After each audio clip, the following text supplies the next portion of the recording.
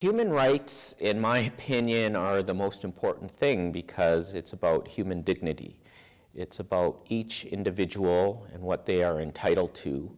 And more than just the rights of the individual, it's also about we as citizens and what our duties are to our fellow citizens, and how we are to treat our fellow citizens, and how our government is supposed to treat our fellow citizens.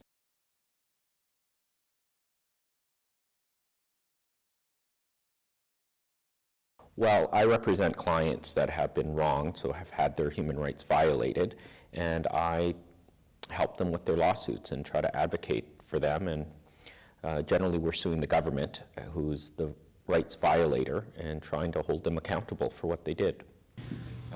Usually I find that when I speak, the message that I give is often not appreciated, because I do fight for the underdog, and usually the people I'm talking to are the people in charge of the underdog.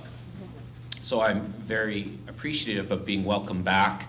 I received the Gerald Gauld Award last year, and I appreciate having this opportunity to speak to you again.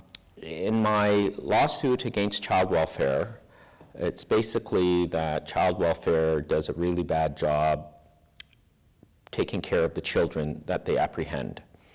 And one of the lawsuits that I started was for child welfare not suing for kids when the kids had a proper lawsuit and applying for crimes compensation. The current class action I have right now is for child welfare taking kids into care and not properly planning for them, not making a service plan to describe what the child will need so that the child can grow up and be a contributing member of society. In the recent case that I have, the government, it's gone to the Supreme Court, some of the issues, and the government is arguing that what they did wrong, which is not making service plans for thousands of children, is not in the public interest, and it's not important enough for the Supreme Court of Canada to decide on. And what I find really interesting is that if you look at their legal documents and compare it to what they say in the media, there's a big discrepancy. Before, I thought it was the PC government only, and that it was the PC government that was so harsh towards the children of Alberta. But with this recent change in government, I went downtown when the government changed, and I thought there was going to be a big change, and that the lawsuits for my clients would be easier, the government would be more reasonable, more empathetic, maybe go to a conciliatory process, but there's been no change, and they continue to be just as aggressive and difficult as they have been for the last 15 years. What I found in my practice of law is that civility seems to be a higher priority than providing access to justice. Both of these things are duties that lawyers have. You're supposed to be civil to your other lawyers, to the bench, to your clients. But there's also an importance of providing access to justice. And everybody has an obligation to be civil. But it is only lawyers that are able to provide access to justice to the public.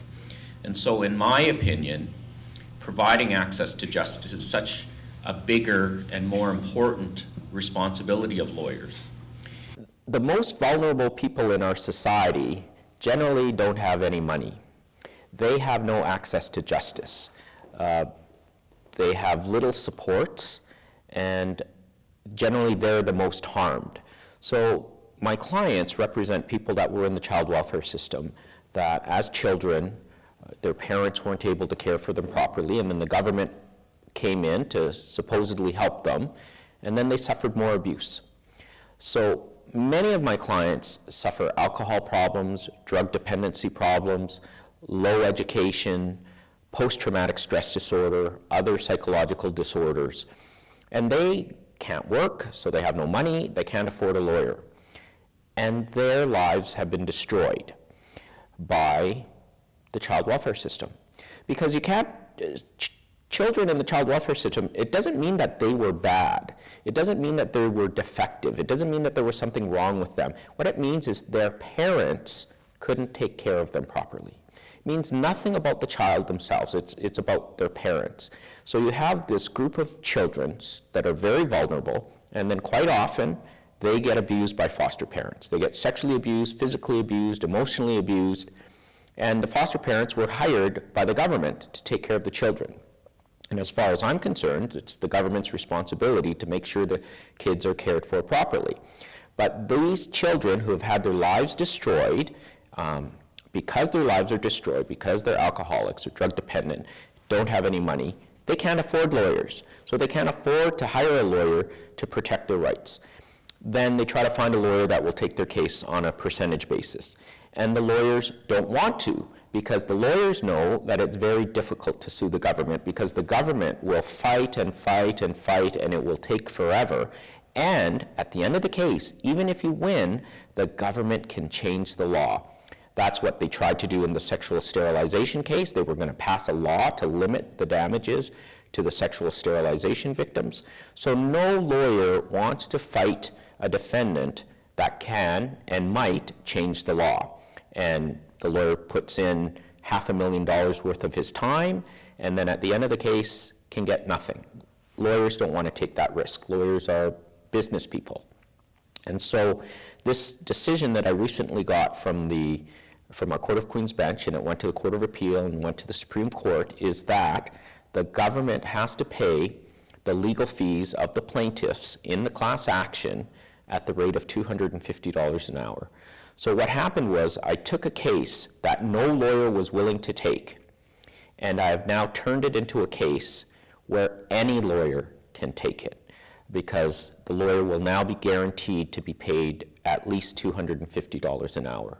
So this is so important, because now these children have the ability to hire a lawyer that will get paid and will prosecute their case. And as a result, the government can't just try to delay the case. They can't try to just drag it out, try to make a lot of work, because now they're paying for it too. So for the lawyer, when it's on a contingency, the lawyer's like, oh man, I just got to do more work and I'm not going to get paid any extra. This is a big hassle. I don't want to do it. Now that lawyer can say, okay, fine, you want to do these extra applications, you make this extra work, fine, you're paying me to do it. You can't use this strategy to defeat the claim. You can't use these procedures to beat up on the vulnerable children. So it's a huge precedent. And the fact that it went to the Supreme Court and the Supreme Court did not give the government permission to have an appeal is the tacit approval of the Supreme Court of this decision. So it is a huge legal precedent.